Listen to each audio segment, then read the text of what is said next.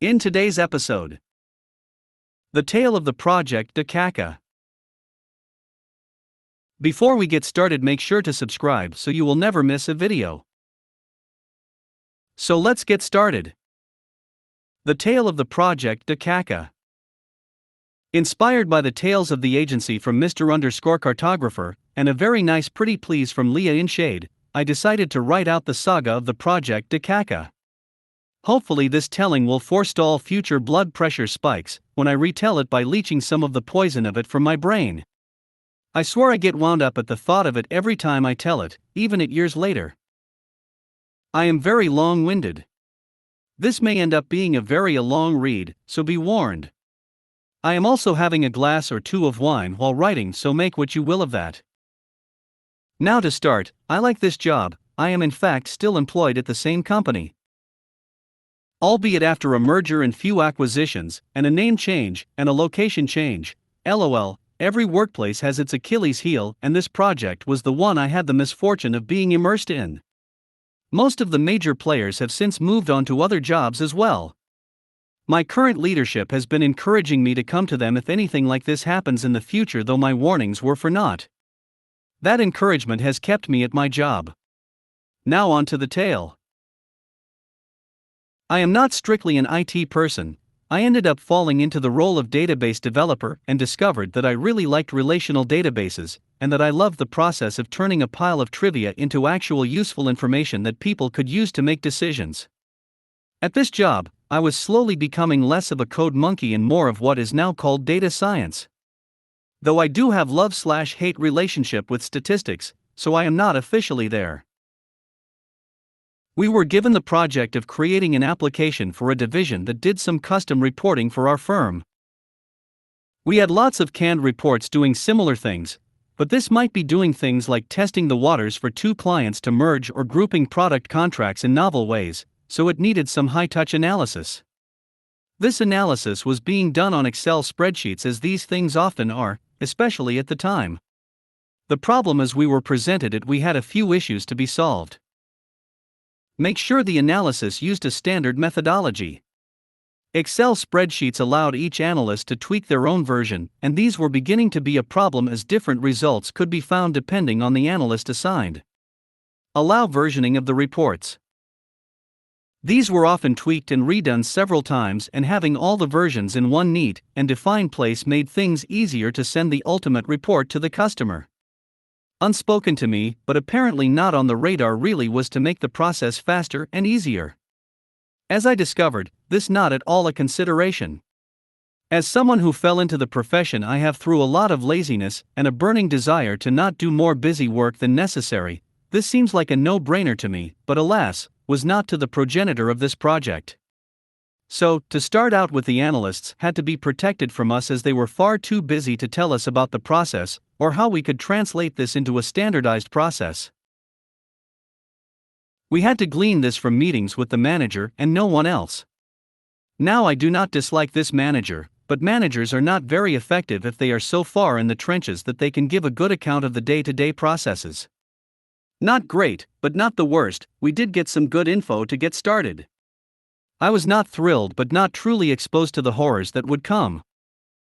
So to start, a subset of data was pulled from a database. Cool, a little investigation told us that database pulled from a database we owned, double cool. Let's go to the source that we know when it was last updated. Fresher data is better, right? Hold up there, Satan, apparently there was some special juju about this outdated copy of the database. Why was this special? We never got a straight answer, but nevertheless, we had to jump through the 7 flaming hoops of fire to get access of an outdated copy of our own damn data to get to the next step. Ironically, we were asked to run a special update to this outdated copy several times once they discovered we held the keys to get it back up to date. So we proceed to designing in the processes and formulas that were in the Excel spreadsheets. Remember, one of the explicitly stated objectives was to standardize this process so different analysts would at least start with similar reports for the same data. We spend months hashing and rehashing this, so we understand all of the rules and exceptions to the rules and times when the rules are ignored, and start the process of getting the process in place. Now an analyst would select a dataset and start working. The smart way to do this would be to set a default dataset, allow the analyst to make changes if they were needed, then run it through the standard process unless there was a need to do something so custom the Excel made more sense. That would be too easy. We presented this and the brakes were quickly applied. We need more flexibility. So, standardizing the process is not okay now? Apparently it was not. How dare we try to put these calculations in the database, out of the reach of the analysts? They need more control. The calculations must be done in Excel. Sigh. So apparently we have thrown out reason number 1 for doing this project now, months into it no less. Unspoken reason 3 is also gone since, if the calculations are handled in Excel, we are back to square one in time and burden on analysts. So now we are left with reason 2 as the sole reason we are spending over $500,000 on this project over and above the salaries of FTEs like me who could be doing something useful. Was this money really effective for the only stated purpose that was left, keeping track of versions of the report? This is where stressful project went to absolute crap in an instant. So at this point I really started questioning what we were doing. Keeping track of versioning was something that could be better handled by SharePoint. Why were we building a whole application instead? I start floating this question up. Our biggest raison d'etre has now been invalidated and version control is no longer enough to keep us going on this road, or so I think. Why on earth would someone state they needed consistency, then kill it immediately in a desire for each analyst to have control? This is making no sense, and the data structures that are starting to come down the pipe are making less sense. At this point I start putting out the "what are we really doing" emails. I outline what we were told were the stated objectives. Point out how Objective 1 has been savaged. How Objective 3 could be achieved if the current project was completely revamped, and how Objective 2 was easily achievable with SharePoint. We have no real objectives anymore. We are floundering in a horribly complex process where we are told we are doing it wrong, but taking way too long to be told why. We would try something, get told it was wrong, then wait a week or two to get a meeting with the manager to find out the problem was semantic or minor. All this hoping that the actual analysts would not have some completely different take. I think the worst part of the response to the "what are we doing" emails was not that I was wrong. No, they agreed with every point, then declared it irrelevant without explaining why. Yes, it was true that we were not standardizing the process, but that was irrelevant. No, we were not simplifying the process, but the salespeople would have this nifty versioning control, and the analysts could be ordered to use the process, so it was not a burden. Then I was asked if I thought I would be blamed for the failure. I was incredibly insulted. I was doing my best to be a team player, a good steward of company resources, and I was being accused of totally self-serving CYA? Get me wrong, CYA has saved me many times, but there was more than enough documentation of just who orchestrated this steaming pile already. I was just trying to stop it from piling higher. There was line of projects waving fists full of money at our division trying to get us to do their projects, more useful projects too. That is when I heard the fateful words, "Well, there is a lot of political pressure to do this the way they want it." I do not know the name of the progenitor of this project. I do not know what blackmail he had on the other people who had projects they wanted completed by my group. Whatever he had, it was explosive. I can only dream of this blackmail material. He managed to jump a lot people who brought millions into the company and actually had good ideas that would grow the business and benefit customers for something that was now best handled by SharePoint, and it would not stop. Now that the flex has happened, we were helpless. We could not push back against any requirement no matter how stupid. The process now evolved to new heights of idiocy. We were required to have a process that would pull records manually selected from the database into Excel. Any attempt to automate this pull was violently rejected. No matter how many manual overrides were offered, it was never enough control. So the record selection process was unchanged. Sadly, this was a high water mark. Next, we exported this into Excel where each analyst would apply their own version of the massaging of this data. No standardization was allowed. The all-powerful control needed to be honored. So far, so no change. Now we had to load the data from Excel back into the database. This is where things go from bad to abjectly stupid. Remember that our last, really awful reason for doing this project is so we could keep track of multiple versions? In order to do all our calculations in Excel and reload these back into the database, the only way to do this is to overwrite the previous version of the analysis in the database. The last fig leaf has been striped from this project. All versioning still must be kept in various Excel documents, and we still are not keeping version controlled in SharePoint.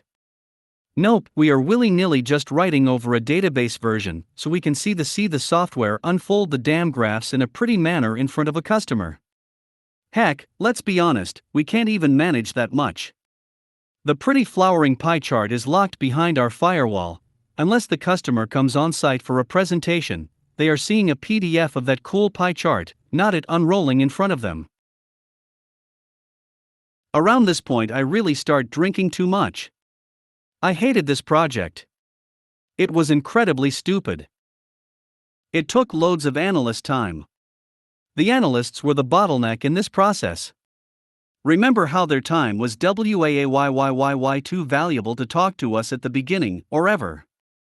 Our time was not valuable at all/s, so we have a process that takes longer than the old process and takes more analyst time than the old process, is not more reproducible than the old process, is as bad or worse at versioning than the old process. Since they are pretending it is better, they are not doing as good a job of keeping track. Has a UI that cannot be fully exploited to the target audience. PDFs were actually inferior to the Excel graphics that could be tweaked during discussions. Required retooling and retraining of existing systems and people. I focus on the analysts, but the salespeople had to adjust too. I could not see them being happy with this adjustment to an actually inferior product for their purposes. My conclusion was that a few people would use it to see the new shiny sparkly, then would quickly become disenchanted as they discovered the digital equivalent that glitter is actually craft herpes, and they have to deal with this huge steaming pile in front of customers. The salespeople, who always get the management love notes, would demand the old process, and this would, at best, fade into obscurity, taking $500,000 plus and untold amounts of productivity with it. Surprising me not in the slightest, that is exactly what happened. There were update processes that had to managed. I managed them all of 3 times. Very quickly I was the last person with institutional knowledge to kick this off. Every 6 months or so, there was an attempt to revive this. I would kick it off, they would discover why no one else was using this product and go back to Excel without the crazy useless DB process, until someone else was told this was what they were supposed to do before they learned better. Midway through the abortive stop-start of actually using this process, my old manager revisited it. Apparently because it was not being used enough, the thought was to add more features. OMG, nobody learned it was a awful gumming up of a difficult process that could have been simplified, but any attempts at making the process better were rejected resoundingly. Instead, we need a brighter shade of lipstick on this pig, and it would be the best thing ever. I express this view strongly. Once again I am insulted. Well, this does not come out of our department's budget, we do not need to worry. Thankfully this died exactly as quickly and unused as I expected. It would have done far more damage if it had been forced to be used as intended. I am still angry at the utter uselessness of this in an otherwise useful and contributing company. There were real problems that needed solved in other parts of the company. There were real contributions we could have made to this division. Instead, we were blocked at every turn, and all my leadership could do was bleat about political pressure.